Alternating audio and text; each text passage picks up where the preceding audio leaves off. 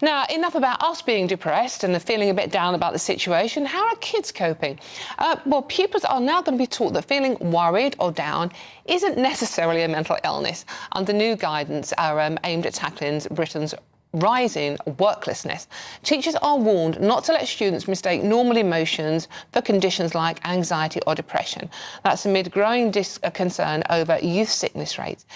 Is this something they even need to be told, though? Or are we just raising a generation of snowflakes? Surely being a bit fed up about the way things are going is completely natural.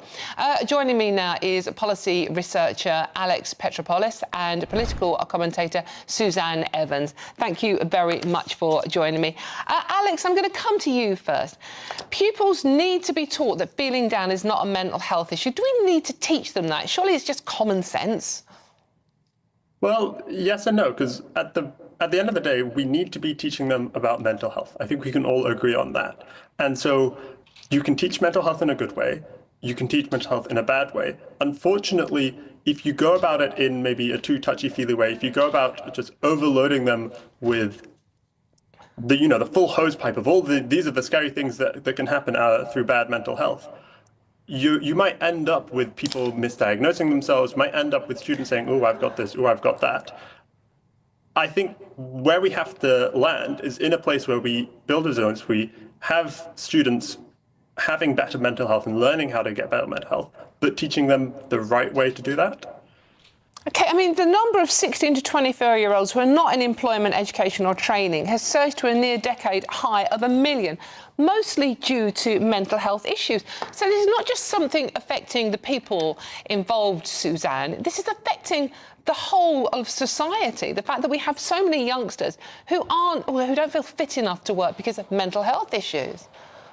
Yeah, the figures are absolutely shocking, not least of all from the children themselves, because, of course, part of what you do in life and how you make a living in life is part of what makes you feel good and helps you to give a good mental health. If you feel you can be self-sufficient, you can stand on your own 2 feet, you can make a good living, then of course you're going to feel much better about yourself to start with.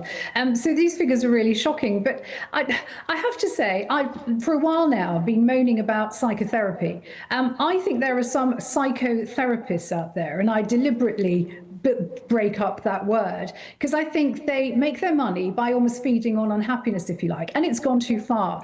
We've started pathologizing everyday problems. It's normal to feel anxious sometimes. It's normal to worry sometimes. It's normal to feel confused. It's normal to be challenged. It's not normal to constantly feel that these things are abnormal. But of course, the only way the psychotherapeutic community makes money is by feeding off people's mistrust and misfear about themselves, really. And I know, because this has happened to me.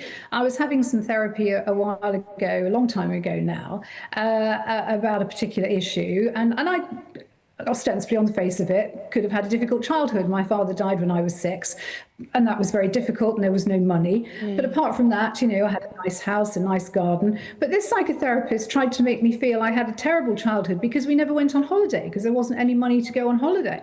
And my response to him, well, I'm sorry, I don't care about holidays. I had a pony. I was happy.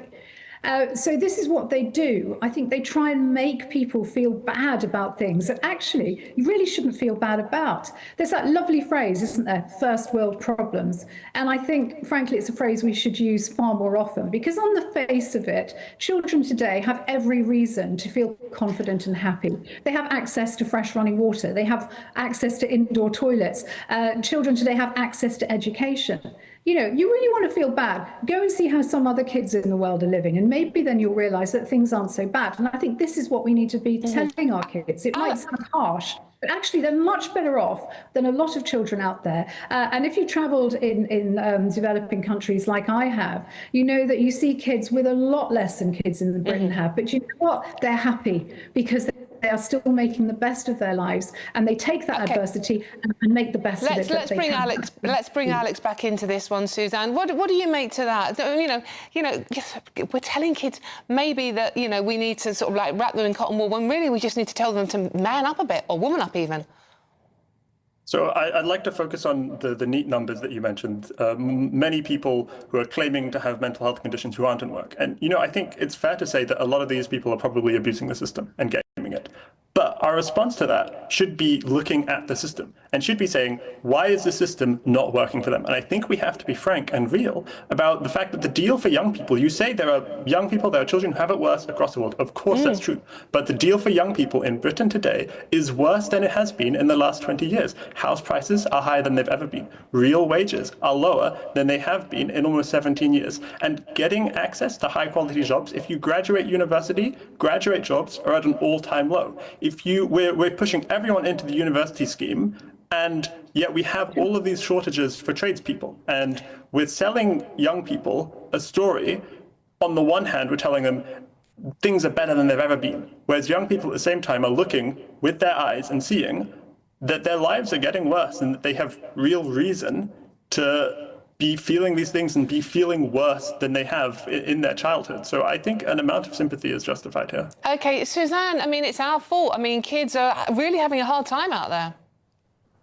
Well, I agree with a lot of what's just been said. You know, this idea that we must push all children into university is a nonsensical idea. It started by Tony Blair. I said at the time, complete disaster. You know, I went to university. I managed to use my degree. It's never really made me a huge amount of money. I'd probably been better off going to work at a local supermarket and working my way up, to be honest, if you're talking about hard finances. So, yeah, there are problems, and they are in the system. I do agree. It is wrong to force all children to go to university. I think it's also wrong to tell everybody that they should be able to buy a house. That doesn't happen in continental Europe. People rent very happily. They don't have the expenses and the costs that come with running a house and the amount of money it costs. And people actually see the benefit of a rental system there. Of course, there are all kinds of issues in this country as well, which we talked about at length on GB News, about why people can't find a house to either rent or to buy. And that's another issue that I think is a massive problem.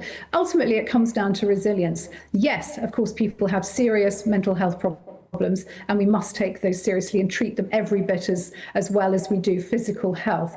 But when it comes to this pathological creations of making everyday worries and woes something that's serious, that really must be tackled, and it's got to be stopped, or we're just going to become even more of a snowflake generation, and that's going to not be good for any of us. OK, Alex, final word very quickly to you. You know, I think that there's lots of room for agreement here. I think that we can even agree that we shouldn't be over-pathologizing, but I think the focus has to be away from, you know, what could become more of a cultural issue about mental health, and focus on the real crunchy things that will make young people's lives better and will improve their mental health.